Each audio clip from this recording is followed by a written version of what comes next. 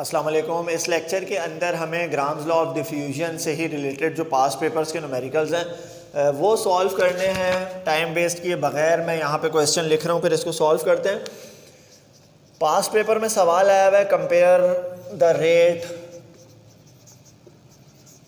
Rate of diffusion of following pair of gases.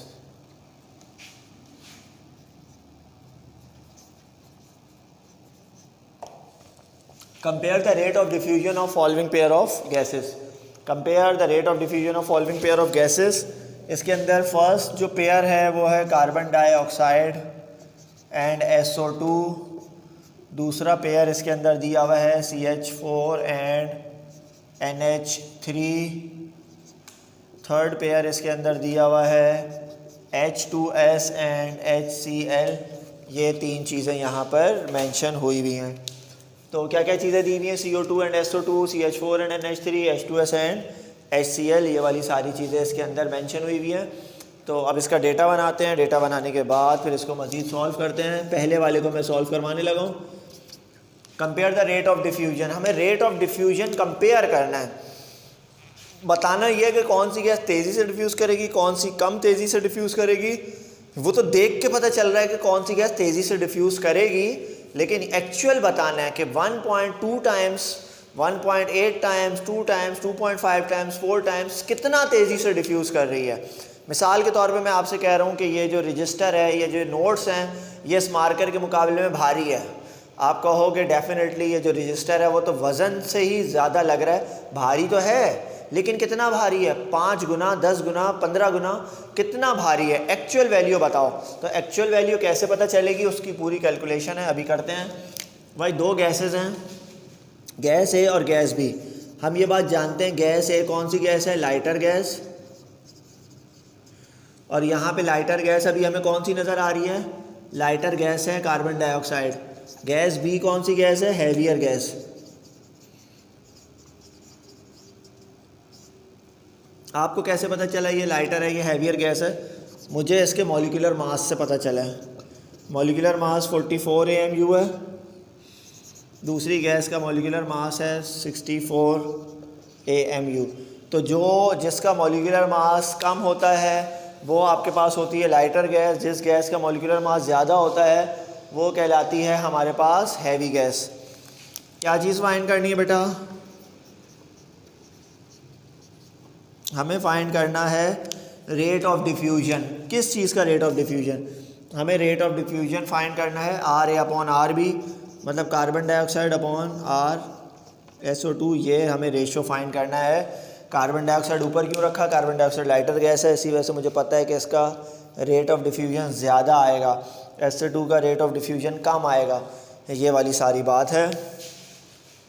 Next heading आ जाएगी यहाँ पे हमारे पास solution by using Graham's law of diffusion. बेटा ग्राम्स लॉ ऑफ डिफ्यूजन है क्या? ग्राम्स लॉ ऑफ डिफ्यूजन है RA/RB is equals to under root MB/MA। RA/RB is equals to under root MB/MA। इस तरीके से करके इसको लिखा जाएगा।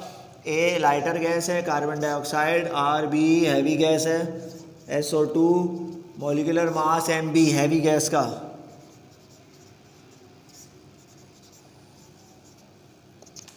जी बेटा मॉलिक्यूलर मास SO2 का 64 डिवाइडेड बाय कार्बन डाइऑक्साइड का 44।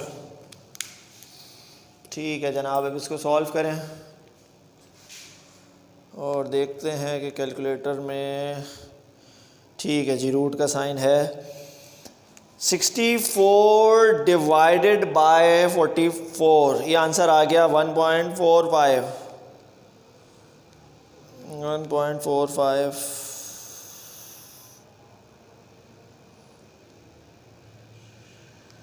1.205 आंसर आया। 1.20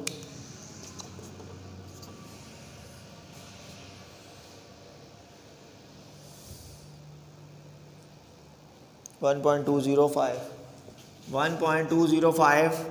ये आ गया RCO2 अपॉन RSO2।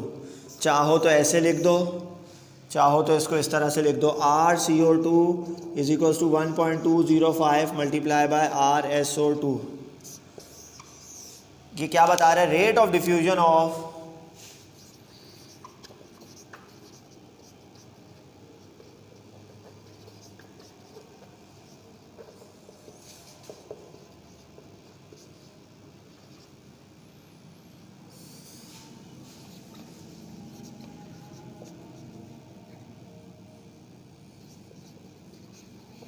देखो, ये तो हमें पता था कि कार्बन डाइऑक्साइड गैस तेज़ी से डिफ्यूज़ करेगी क्योंकि वो लाइटर गैस है SO2 के मुकाबले में। Rate of diffusion of CO2 gas is 1.205 times greater than SO2। कितनी ज़्यादा तेज़ी से डिफ्यूज़ करेगी? 1.205 टाइम्स तेज़ी से डिफ्यूज़ करेगी। तो ये सवाल इस तरीके से सॉल्व होगा। उम्मीद है कि ये चीज़ आप लोगों को अच्छे तरीके से समझ आ रही है। इसका बी पार्ट आप लोग खुद से सॉल्व करना शुरू करो।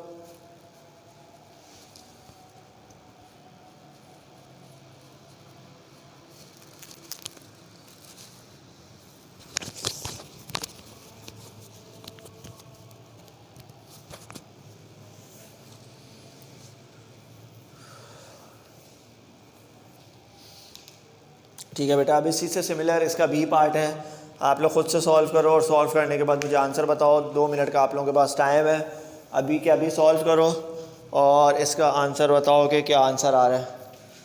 थर्ड पार्ट इसका फिर आप लोगों ने करना है, थर्ड पार्ट तो फिर खुद से कीजिएगा, लेकिन अभी एटलीस्ट जो इसका सेकंड पार्ट है वो आप लोगों ने सॉल्व करना है अभी के अभी।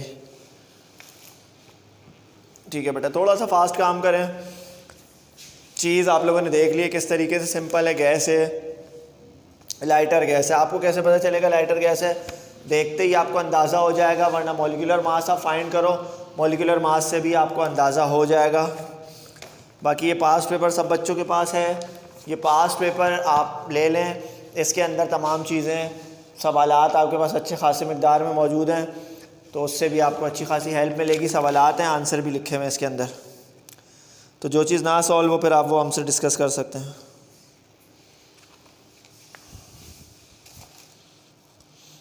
जी बेटा, अगला सवाल सॉल्व हुआ।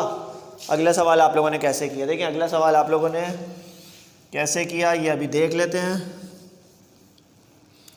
बहुत से बच्चों ने इसको सॉल्व कर लिया होगा, बहुत से बच्चे अभी सॉल्व कर रहे होंगे ऐसे।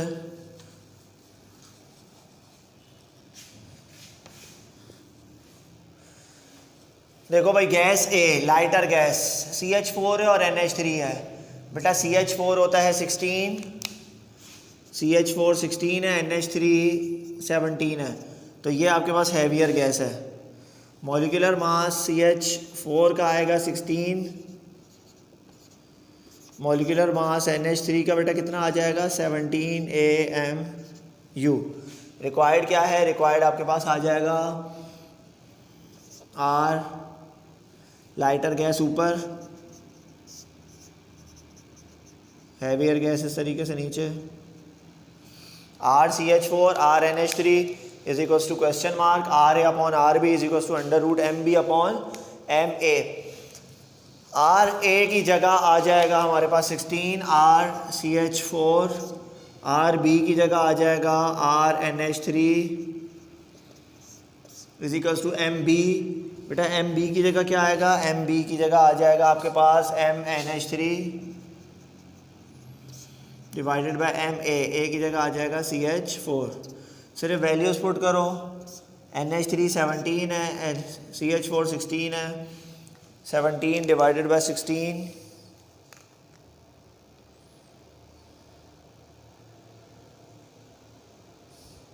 1.062,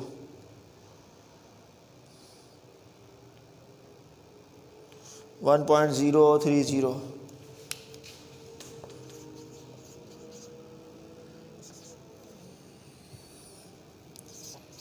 RCH4 अपॉन RNH3। चाहो तो ऐसे लिख दो और चाहो तो ऐसे लिख दो, RCH4 1.0305 multiply by RNH3। Rate of diffusion of CH4 gas rate of diffusion of CH4 gas is 1.0305 times greater than NH3 gas. तो बेटा ये इस तरह से सॉल्व होता है, सिंपल सवाल आते हैं।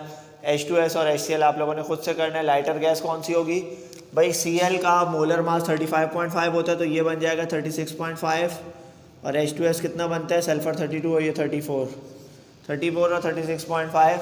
तो टोटली आप लोगों ने खुद से करना है, इसमें कोई गाइडेंस मैं नहीं दूंगा, जो भी है खुद से करो इस सवाल को। फिर अब एक नेक्स्ट क्वेश्चन में स्टार्ट करवाने लगा हूँ।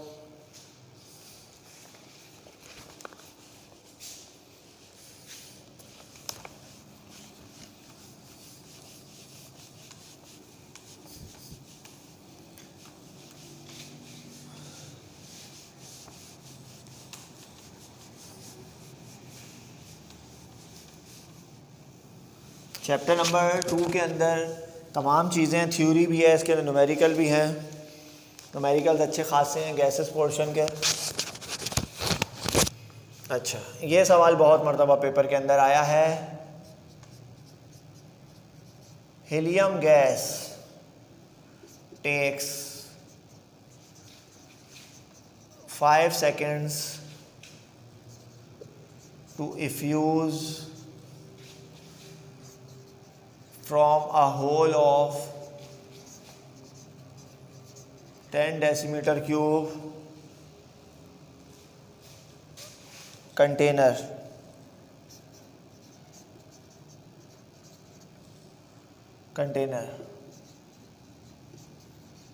How long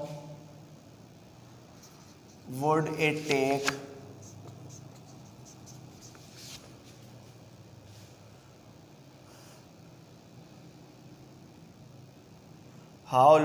it take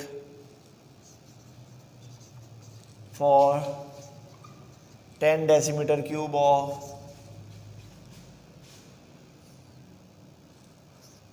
SO2 gas to effuse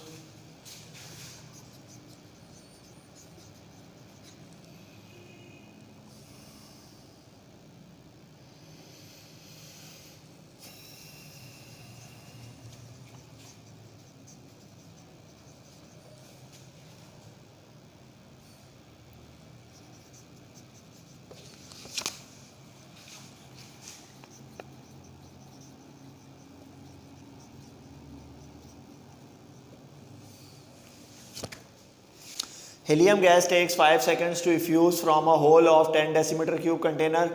How long would it take for 10 decimeter cube of SO2 gas to effuse from the same container at the same temperature and pressure?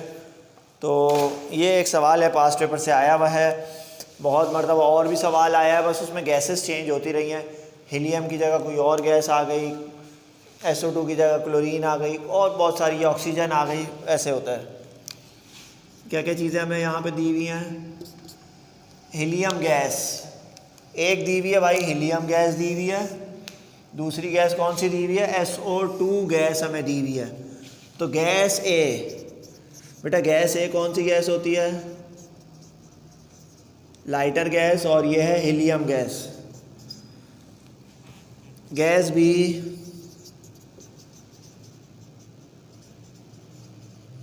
Heavier gas है, और कौन सी gas है? SO2 gas. Molecular mass of helium, helium का molecular mass होता है 4 AMU। Molecular mass of SO2 होता है बेटा 64 AMU। वॉल्यूम दिया हुआ है 10 डेसीमीटर क्यूब, दोनों के लिए सेम है, कोई टेंशन की बात नहीं है, ना भी लिखो तब भी कोई फ़र्क नहीं पड़ेगा। हमें क्या चीज़ फाइंड करनी है? हमें ये बताना है कि एक कंटेनर जिसका वॉल्यूम 10 डेसीमीटर क्यूब था, उसमें से जो आपके पास हीलियम है उसने बाहर आने के लिए जो टाइम लिया वो था 5 सेकेंड्स। कंटेनर था, उसमें होल हुआ था, वहाँ से हाइड्रोजन गैस बाहर आई, उसने कितने लिए? 5 सेकेंड्स लिए। कह रहे हैं सेम कंटेनर के अंदर अगर सल्फ़र डाइऑक्साइड गैस को भर दिया जाए तो बताओ वो उसमें से बाहर निकलने में, इफ्यूज़ होने में कितना टाइम लेगी? तो डेटा हो गया, डेटा के बाद रिक्वायर्ड,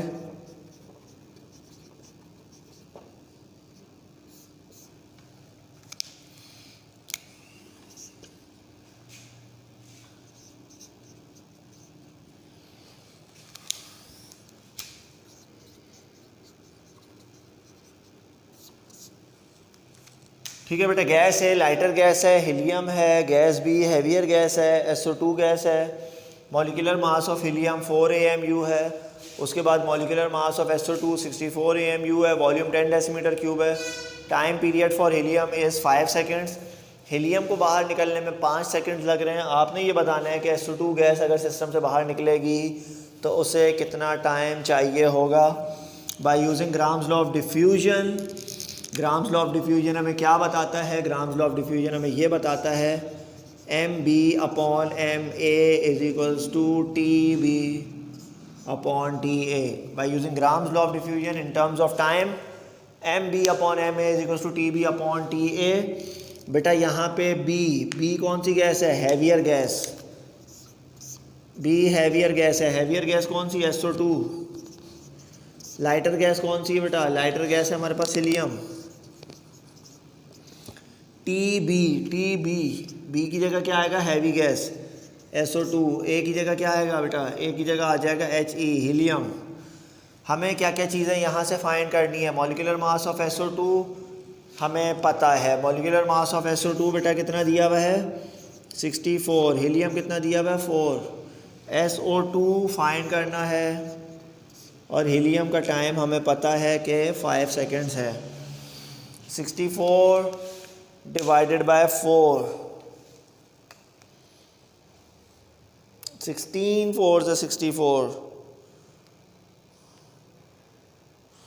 तो ये तो अब हो गया 16 का रूट कितना होता है बेटा? 16 का रूट होता है 4 इज इक्वल्स टू TSO2/5। 5 इधर मल्टीप्लाई होगा, 5 4 से 20 सेकेंड्स। कितना आ गया बेटा? 20 सेकेंड्स। 4 5 से 25 इधर डिवाइड हो रहा है, इसके साथ आके मल्टीप्लाई, 20 सेकेंड लगेंगे। और लॉजिकली ये चीज़ सही भी है।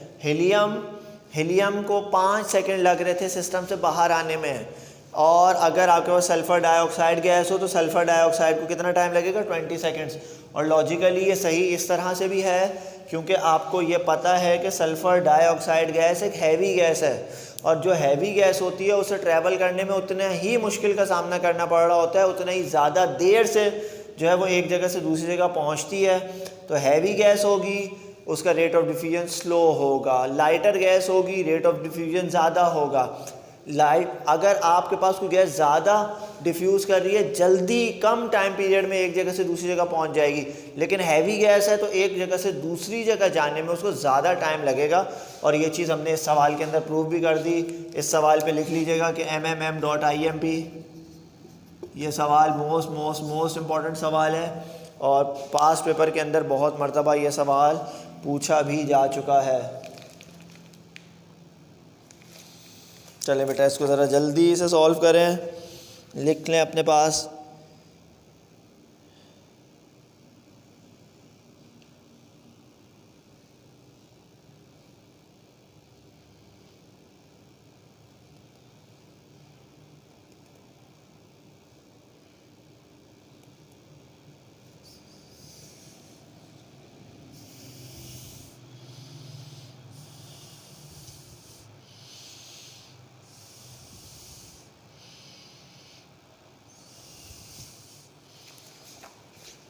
चलें भाई, इसको मिटा के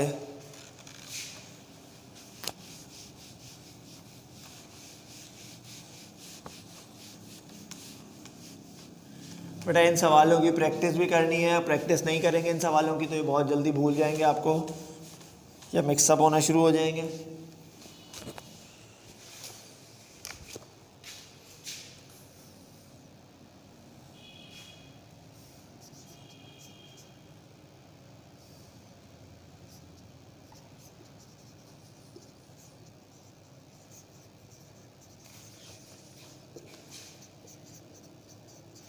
At certain temperature and pressure, NH3 diffuses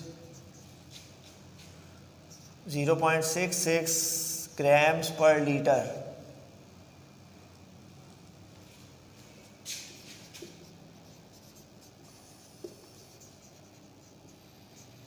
Find the density of HCl. Find the density of HCl.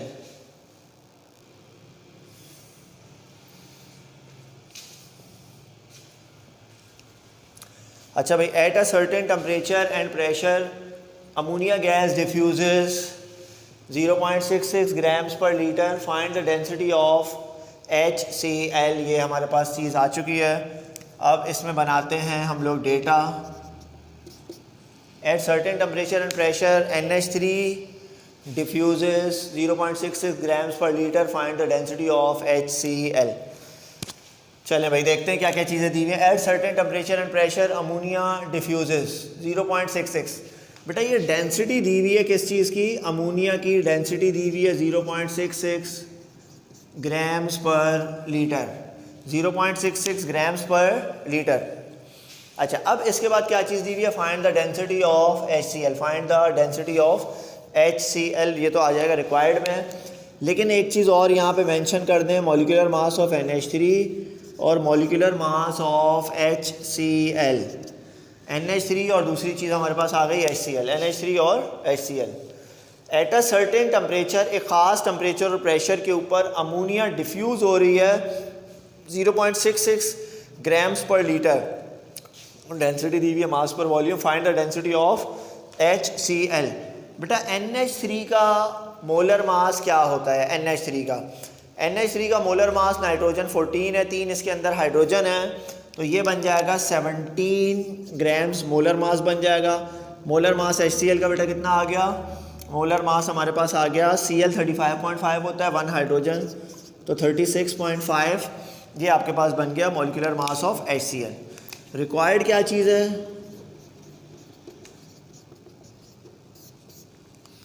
Required हमारे पास है find the density of HCl. Find the density of HCl.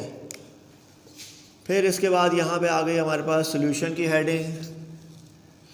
Density NH3 0.66 grams पर litre. Molecular mass of NH3 is 17 grams. Molecular mass of HCl is 36.5 grams. Density of hydrochloric acid is equals to question mark. Density NH3, molecular mass NH3, molecular mass of HCl is 36.5 grams. ये सारी चीज़ें अब हमारे पास यहाँ पे mention हो चुकी हैं. ठीक. Bye using Graham's law of diffusion, फिर वही बात है, बाय यूजिंग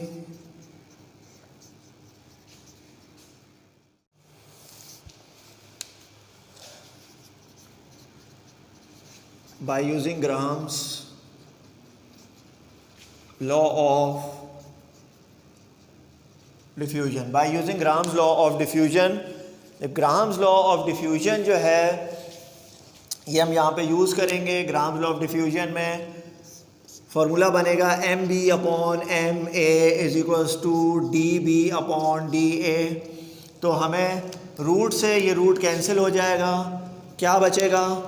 MB/MA. B बेटा यहाँ पे है हैवी गैस, हैवी गैस यहाँ पे है HCl. MA NH3.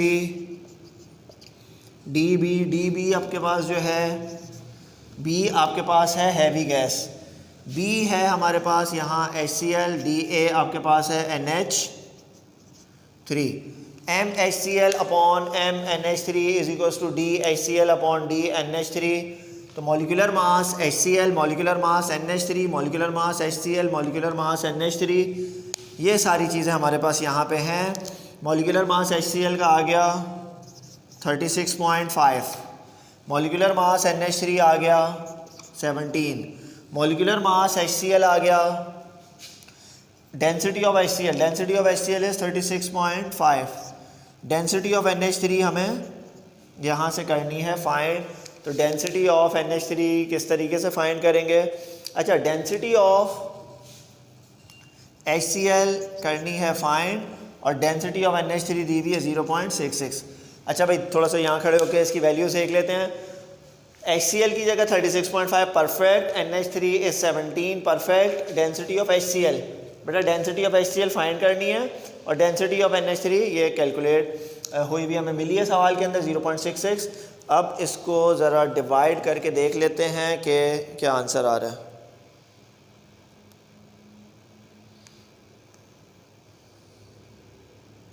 बेटा 36.5 डिवाइडेड बाय 17 और क्रॉस मल्टीप्लिकेशन करेंगे 0.66 तो 1.417।